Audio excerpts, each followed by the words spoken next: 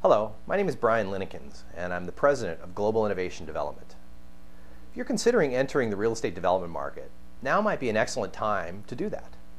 With current market conditions, you may be able to find a real prime piece of real estate for a very reasonable price.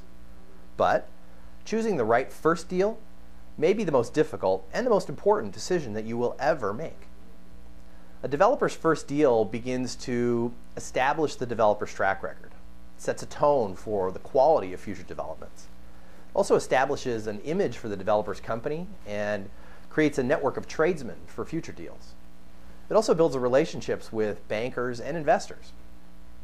So how do you pick the right first project? Well, a common axiom in real estate is that it takes just as long and it's just as difficult to undertake a large project as a small one. So developers should look for large deals.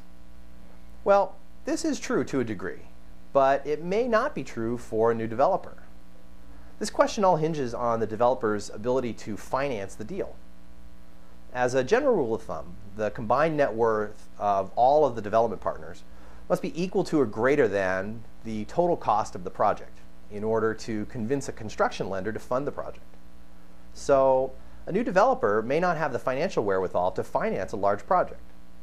He also will not have the track record necessary to convince outside investors to commit their financial statements to the project in order to accumulate the required net worth.